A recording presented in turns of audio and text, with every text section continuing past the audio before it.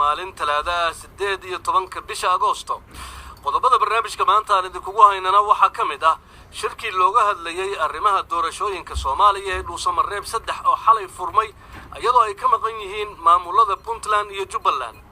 waxaan rabaa inaan ka cadeyno walaalaha maqan sugayno sidii aan diyaar ugu nahay ballantu ay ahayd iyagu ay dhinacooda ballanta ka qabteen oo leenahay walaalayaal shirki soo gaara oo imaada hawlihii loo arko inay mudan yihiin gogashii iyo goobtii loogu talagalay in looga wada hadlo way taala. qodobada kale barnaamijkan idinku haynana waxa kamid ah rag kufsi loo haystay oo magaalada Baydhabo lagu toogtay ra'iisul wasaaraha Itoobiya oo isku shaandhayn ku sameeyay golihiisa wasiirada iyo wararkii ciyaaraha.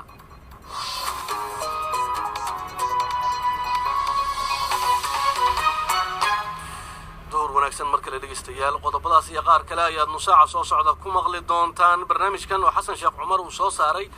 hay'ashee waxaan ku bilaabaynaa wararkii caalamka Cabdiraxmaan Cali Dhimbiil ayaa noo waramaya. mahadsanid Farax. marwadii koowaad ee hore ee dalka Mareykanka Michelle Obama ayaa sheegtay in Donald Trump ay talo farihiisa ka baxday uuna yahay madaxweyne ku soo khaldamay dalkan. waxay ka hadlaysay shirkii qaran ee xisbiga dimuqraadiga halkaas oo si toos ah xisbigu u aqbalay inuu musharaxooda noqdo mudane Joe Biden kolka la gaaro doorashada guud ee November dalkaasi ka dhacaysa. Michelle Obama ayaa dadka ku boorisay inay u codeeyaan Biden iyadoo leh haddii aad filayseen in xaalku caadi noqon doono rumaysta ma ahaan doono oo way sii xumaan doontaa haddii aynaan isbeddel samayn.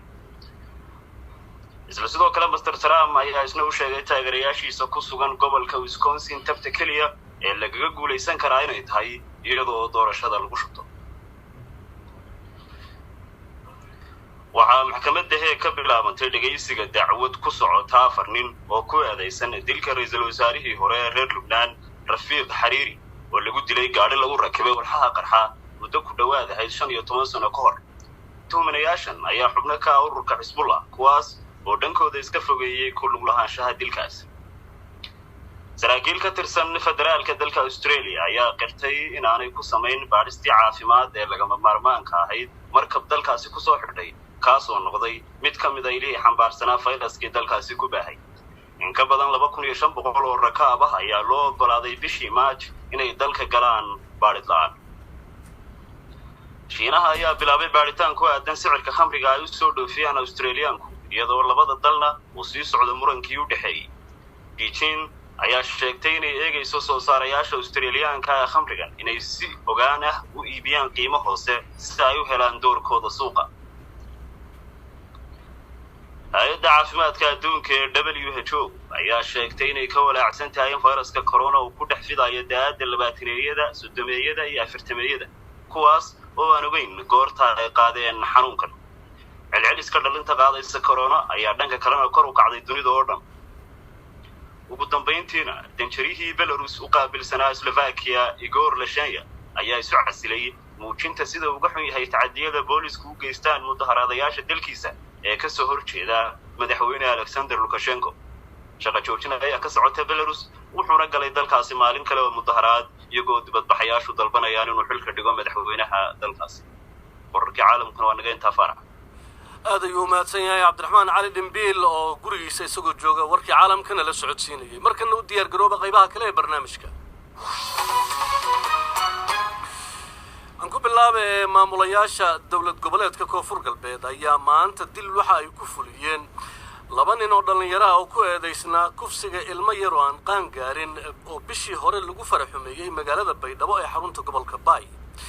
dhowr dhacdo oo kufsi ah oo lagula kacay wiilal yaryar oo aan qaan gaarin ayaa laga soo wariyay magaalada Baydhabo dhowrkii maalmood ee la soo dhaafay taas oo aad uga caraysiisay dadweynaha magaalada ku nool waxaana la rumaysan yahay inay soo dadejisay toogashada 2 nin ee maanta la toogtay. haddaba si aan warar dheeraad oo la xiriira xukunka dilka ee nimankaasi saaka lagu fuliyay u helno waxaan qadka telefoonka ee magaalada Baydhabo kula hadalnay wasiirka warfaafinta ee maamul goboleedka Koonfur Galbeed Ilyas Saciid Cali wuxuuna u waramay wariyaha BBC ee magaalada Muqdisho Ibrahim Maxamed Aadan. runtii magaalada baydhabo dhawaanahan amba maalmooyinka ugu dambeeyay falal gabood falla ah oo la xiriira dhanka jinsiga ayaa ka dhacay runtii marka falalkii waxay noqdeen kuwa soo laalaabtay dad fara badan loo xiray runtii oo dembiga lagu helay oo maxkamad la soo taagay qaarkood weli waa lagu guda jiraa arrimaha waxaad moodaa in magaalada baydhabo waxaan horey loogu baran runtii ay ka dhaceen runtii annagana aad iyo aad mas-uuliyad ahaan runtii ay noo taabatay runtii markaasaad la socotaan kolley arrimahaas unbaa jira. dhalinyarada saa kala togtay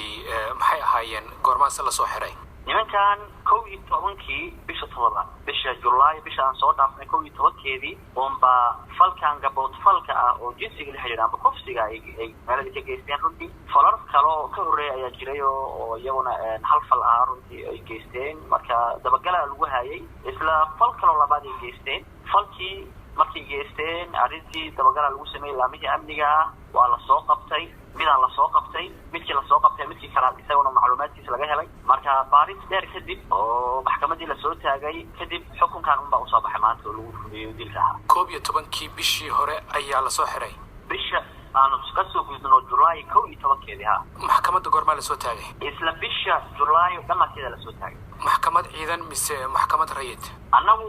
koonfur galbeed ahaan waxaanu leenahay maxkamad koonfur galbeed maxkamadii sare iyo maxkamad gobol intaba maxkamadii koonfur galbeed ka shaqaynaysay oo la garanayo baa ka fariisatay oo arrintan gashay marka maxkamadda ka sokow Ibraahim waxaa kaloo jira guddi amni oo koonfur galbeed ah runtii oo laamaha amniga iyo maxkamadda intaba la shaqaynaya marka dhammaantood markii arkiidkan loo fadhiistay maxkamadii gobolka ayaa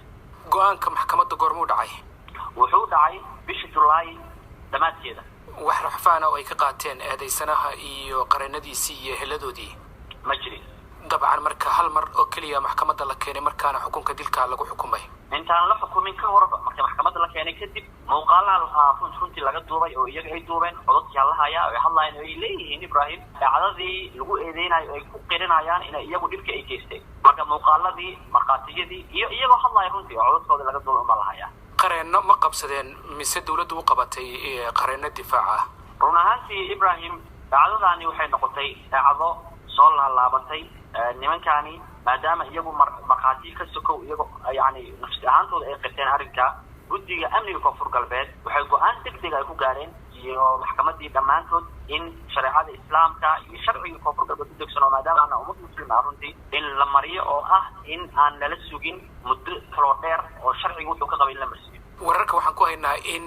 xabsiga ay ku xirnaayeen ay dadweyne caraysani tageen taasina ay keentay degdegta ah in la toogto maya runtii caro way jirtaa oo dadku ay ka caroodeen arrimahan dhacaya runtii oo runtii dadka aad iyo ugu xumaadeen nafta dadka kaliya annagu mas-uuliyiin xataa aad aan uga naxnay runtii waa arrin aad iyo aad u xanuun badan laakiin ma jirto dhib ah inay dadku ay baxeen ay meesha ku xirnaayeen nimankan ay ugu tageen dhib ah ma jirin 11kii bishii hore ayaa raggan la soo xiray laakiin waxaan maqlaynaa dhacdooyin kale oo maalmahan ka dhacay magaalada Baydhabo oo isla arrinta la xiriira marka dhacdooyinka damban ayaa ka dambeeyay way jirtaa laba habeen ka hor isla dhacdo la mid ah unbaa magaaladu ka dhacday raggii dhibka geystayna iyaguna laamihii amniga unbaa ku daba jira oo waxaan rajaynaynaa saacadaha soo socda in iyaguna gacanta lagu soo dhigin doono insha Allah raggan waxa tir way hadleen intii maxkamadda la keenay marka maxay ka hadleen maxay tahay sababta ay dhacdooyinkan u sameeyeen nimankani cunug yar oo runtii aan qaangaar ahayn oo bay dhibka u geysteen runtii cunugii unbaa laamihii amnigu ay gacanta ku dhigeen kadibna nimankii markii la soo qabtay rag fara badan baa lagu dhex daray runtii raggii lagu dhex daray bay ka soo socday cunugii kadibna markaan waraysanay runtii waxaad moodaa yani wax adoo oo la taaban karo inoo sheegay ma jirto oo ah inay uun keliya ay iyagu maageen runtii in arrinkan ay sameeyaan marka caafimaad ahaantooda markaad dib u fiiriso caafimaadkooda dib loo fiiriyo waa la baaray wax caafimaad darro ah ay qabeen ma jirin magarat oo aan ahayn Ibraahim waan kusii raacsiiyey waqtiga ay sameynayaan arrinka oo ay ahaayeen dad xoogaa aad moodo inay drugs wax isticmaaleen kaasi waxa uu ahaa Ilyas Saciid Cali oo ah wasiirka warfaafinta ee maamulka koonfur galbeed waxa uu waramayay wariyaha BBC-da Ibraahim Maxamed Aadan qodobkaasna dadka ra'yigooda ka dhiibanayay waxa kamid ah Facebook-ga nagula soo xiriiray Mahdi Jibriil Xaaji oo leh ragga loo haystay inay kufsi kula kaceen wiilal yar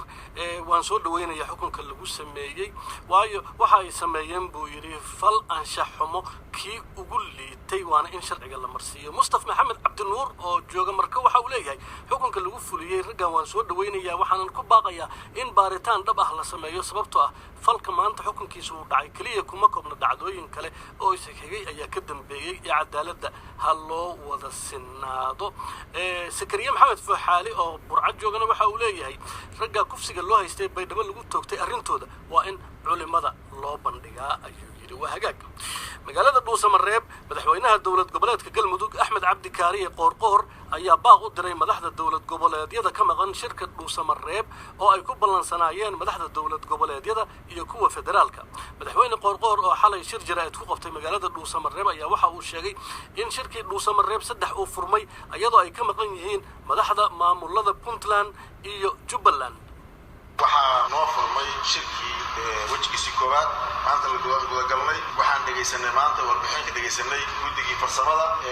soo diyaarinta qaabab doorasho ama xunaan doorasho la kala doorto ama lagu dul shaqeeyo maanta ay nala wadaageen guddigii farsamada caawana shirkii wejigiisii koowaad ayaa noo furmay oo aan gudagalnay doodihii iyo wadahadaladii qaababkii doorasho ee guddigu ay soo gudbiyeen nala wadaageen shirkuna wuu soconayaa ilaa yidhaahdo ugu dambeyn waxaan halkaan uga diro runtii mahadcelin shacabka soomaaliyeed meel ay joogaan sida ay shirkan u garab taagan yihiin sida ay talooyinkooda iyo tilmaamahooda wanaagsan u bixinayaan sida ay shirkan inuu dib u guulaysto loogu wada taagan yahay loogu wada diyaarsan yahay waxaan leenahay walaalayaal shirkan insha allah guul ku dhammaanaya safgarada ku dhammaanaya dalkuna hanaan doorasho oo lagu wada qanacsan yahay ayuu geli doonaa insha allahu tacaala qoorqoor oo hadalkiisa sii wata ayaa waxa uu ugu baaqay madaxda maamul goboleedyada jubbaland iyo puntland in ay ka soo qayb galaan shirka isla markaana ay ka war dhowrayaan waxaan welina soo gaarin oo aan shirka ka soo qayb gelin madaxweynaha puntland saciid cabdullaahi deni madaxweynaha jubbaland axmed maxamed islaan oo runtii aan cudurdaar u samaynayno ama cudurdaar leh oo xanuunsan intaan ognahay allah caafiyaan leenahay waxaan rabnaa halkaan inaan ka caddayno walaalaha maqan sugayno sidii aan diyaar ugu nahay ballantuba ay ahayd iyaguba ay dhinacooda ballanta ka qabteen oon leenahay walaalayaal shirki soo gaara noo imaada wixii hawlihii loo arko inay mudan yihiin ama wax ay ka jiraan gogashii iyo goobtii loogu talagalay in looga wada hadlo looga heshiiyo way taalla oo ballankeeda wada qabanay sidaa darteed wararkii hawada laysu mariyo iyo fariimo laysu gudbiyo xaaladda maanta soomaaliya ku jirto iyo waqtiga la joogo kuma aadana waqtigeediina maahan waxaan isleenahay xilli fariimaha hawada laysu mariyo ma joogto waa la kala duwanaan karaa waa jiri karaan waxyaabo aan lagu wada qanacsanayn balse goobteedii iyo gogasheedii iyo ballankeedii aan joognaa oo ay tahay in lagu wada hadlo oo lagu heshiiyo sidaa darteed waxaan ka codsanaynaa walaalaha darafta leh saaxiibaday inay yimaadaan gogasha waxaan leenahay ummada soomaaliyeed qaab doorasho way ka heshin jirtay waana ka heshin karnaa ballan iyo isfaham ku filanna waa soo gaarnay hadda ka hor iyadoo aan cidina nagu dhex jirin amaan cidina ay soomaali isfahamsiinayn tiriina waa lagu heshin karaa iyadaana dabaanada soo aabada soomaaliyeed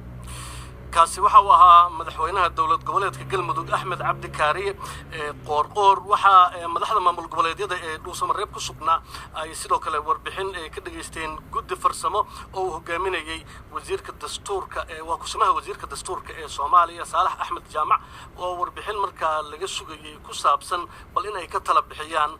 qaabka doorashooyinku ay noqonayaan kuwaas oo magaalada Muqdisho dhawaan shir ku yeeshay qodobkana dadka ra'yigooda ka dhibtay waxa kamid ah nimcaan jaamac maxamed oo burca ka soo qoray oo leh shirka looga hadlayo arrimaha doorashooyinka Soomaaliya ee dhuusamareeb 3 ay xalay furmay iyadoo ay ka maqan yihiin maamulada Puntland iyo Jubbaland waa mid aanay wax weyn ka soo bixi doonin hadiiba ay labadaas maamul shirka ka maqan yihiin waana laga maarmaan in ay shirka ka soo qayb galaan ayuu yiri bedel Cabdullaahi Xuseen ayaa isna fikrad taa u dhow qaba oo leh shirka dhuusamareeb ka furmay iyadoo ay ka maqan yihiin labada madaxweyne ee Puntland iyo Jubbaland waxaan u arkaa mid aanay waxba ka soo naasacadeyn waxaan u soo jeedin lahaa buu yiri madaxdu inay isu tanaasulaan si looga baxo xaaladan mid ku taaga ah qodobo ka farxiya shacabkana la soo saaro wali halkaan nagala socotaan laanta Soomaaliga ee BBC Afrikada barina saacadu iminka waxa ay ku dhowdahay 2 duhurnimo iyo 14 daqiiqo ra'iisul wasaaraha wadanka Ethiopia Abiy Ahmed ayaa waxa uu ku sameeyay isku shaandhayn golihiisa wasiirada isagoo meesha ka saaray rag ay aad isugu dhawaayeen oo ay kamid ahaayeen wasiirkii difaaca iyo xeer ilaaliyihii guud ee wadanka sida ay ku waramayso warbaahinta dhanka dawladda u janjeerta ee Faana wararka arinta ku saabsan waxaa noo haya Xasan Sheekh Cumar oo iminka stuudiyaha ila fadhiya Xasan faarax wad mahadsan tahay wasiirkii difaaca ee hadda xilka laga qaaday Lama Magarsa iyo xeer ilaaliyihii guud ee dalkaas Ethiopia oo asna xilka laga qaaday labaduba waxay ka soo jeedeen qowmiyadda Oromada oo markaasi waxa la leeyahay waxay aad ugu dhawaayeen ra-iisul wasaaraha dalka Ethiopia Abiy Ahmed tan iyo markii uu xilka qabtay sanadkii 2018 wasiirka difaaca hadda xilka laga qaaday waa wasiirkii difaaca waxa laga saaray toddobaadkii hore xubinnimadii xisbiga talada haya ee dalka Ethiopia kadib markii lagu eedeeyay in uu gudan waayay waajibaadkiisii shaqo ee loo xil saaray faraxow waxa la leeyahay wasiirkan wuxuu ahaa gacantii midig ee ra-iisul wasaaraha Ethiopia khilaafna toddobaadkii hore wax ka horeeyay ma jirin ayaa la leeyahay arrintaasi waxay muujinaysaa baa la leeyahay kala aragti duwanaanshaha dadkii ay isugu dhawaayeen ra-iisul wasaare Abiy Ahmed ee soo kala dhex galay waxa lagu bedelay wasiirkii difaaca ee xilka laga qaaday Lama Magarse nin lagu magacaabo Dr. Kene Yedeta oo hadda noqonaya wasiirka difaaca cusub ee dalka Ethiopia sidoo kale xiriiryaha guud oo isna xilka laga qaaday waxa lagu bedelay nin lagu magacaabo Dr. Gideon sidoo kale waxaynu ognahay faarax inuu xiran yahay Jawahir Maxamed oo ah siyaasi si weyn markaasi dalka Ethiopia iyo guud ahaan caalamka hadda looga yaqaan oo aad u soo caan baxay markii dabcan isaga iyo dawladda ay khilaaf soo kala dhex galay waxaad ogtahay doorashadii dalka Ethiopia dib loo dhigay dadka falanqeeya arrimaha dalka Ethiopia waxa ay leeyihiin arrintaani waxay muujinaysaa culayska ra-iisul wasaaraha ka haysta gudaha dalka isagoo ognahay inuu ku guuleystay biladda nabadda dhawaan sidoo kale gobolka Tigreega waa ay ka soo horjeedaan gobol kale oo waxa jira iyaga laftooda leh waxaynu rabnaa dawlad maamulo gaar ah inaan ku dhawaaqno marka khilaaf aad u ballaaran ayaa gudaha dalka Ethiopia ka jira oo u dhaxeeya dawladda dhexe ee federaalka ee dalka Ethiopia iyo maamul goboleedyada iyo siyaasiyiintii aad ka ugu dhawaa ra-iisul wasaare Abiy Ahmed marka dabcan wax faahfaahin oo dheeraad ah lagama bixin arrimahan laakiin waxaynu sugaynaa bal faahfaahin intaan ka dheer in ay ka soo baxdo warbixintan oo waxaynu ka warsugaynaa wariyaha BBC da ee dalka Ethiopia arrintan laakiin ma la filayo Xasan isku shandeyntan inuu sameeyo Abiy Ahmed ma la filaynin toddobaadkii hore marka sida wax loo fiirinayay ama dad xitaa aynu la hadalnay oo arrimaha Ethiopia falqay waxay leeyihiin yani khilaafkan waxay u eg tahay in la xalin doono oo dabcan wax laga dhihi doono laakiin lama malaynaynin arrintan degdega ah isku shaqeynta golaha wasiirada iyo xilka qaadista xubnihii aadka isugu dhawaayeen waa mahadsantahay Xasan wararkaas oo faahfaahsan idaacadna dambe ayaan ku soo gudbin doonaa haddii uu eebidno xaaska madaxweynihii hore ee Mareykanka Michelle Obama ayaa sidii warkaba aad ku maqlayseen waxa ay ku tilmaantay Donald Trump inuu yahay madaxweyne khaldan oo soo maray waddanka Mareykanka fariin video ah oo ay u soo dirtay shirweynaha xisbiga dimuqraadiga ay ku weerartay Mr. Trump iyadoo ku taageertay ninka la tartami doona oo la yiraahdo Joe Biden oo la filayo inuu ogolaado musharaxnimadiisa xisbiga ee tartanka madaxweynenimada ee dhici doona bisha November Samiira Cabdullaahi ayaa wararka arrinta ku saabsan soo jeedinaysa Michelle Obama marwada madaxweynihii hore ee Mareykanka Barack Obama ayaa shaacisay dagaal ka dhan ah madaxweyne Donald Trump iyadoo xisbiga dimuqraadiga ah uu diyaarinayo musharaxooda madaxweyne ee Joe Biden inuu ku guuleysto doorashada dhamaadka sanadkan lagu wado inay ka qabsoonto dalkaasi Mareykanka xubnihii hore ee xisbiga Republicanka ee taageeraha u hayay Donald Trump ayaa bilaabay in ay soo buux dhaafiyaan kulamada xisbiga dimuqraadiga doorashada dalka Mareykanka ayaa lagu wadaa in ay qabsoonto 3 bisha November ee sanadan xisbiga dimuqraadiga ayaa u suuroobaynin qorshayaashii ku aadanaa isu soo baxa ololaha doorashada ee fagaarayaasha la isugu iman jiray balse ma cadda in ay qabsoomi doonto khudbadaha musharaxiinta ee la sii duubo kuwaas oo aan dad badan ka soo qayb galaynin maadaama xanuunka coronavirus uu hor istaagay munaasabadaha ololaha sidoo kale xisbiga Republicanka ayay caqabad ku noqon doontaa isu soo bax la'aanta iyagoo doonaya in 4 sano oo kale ay sii joogaan aqalka cad ee Mareykanka Mrs. Obama waxay sheegtay in 4 sano ee la soo dhaafay ay marxalad adag u ahayd carruurta Ameerikaanka ah وهاجاك سميرة هذا أمهات سنتاي ورك عيارها دي أنو إجنو واحد دبلو دقي فريتان كا عيارها فرانسيسكا جارهان هوريال كفرانسيسكا ليج أون ليرهدو كدب مركي أفر كيس أو عذر كورونا لهلاي عيارها سنو حيفرم لهاين جمعها عاونا واحد جرا عياري سيمي فاينل كشامبيون ليجا RB ليبزيج iyo waxa wada ciyaari doona kooxda PSG saacada Afrikada bari 10 marka ay tahay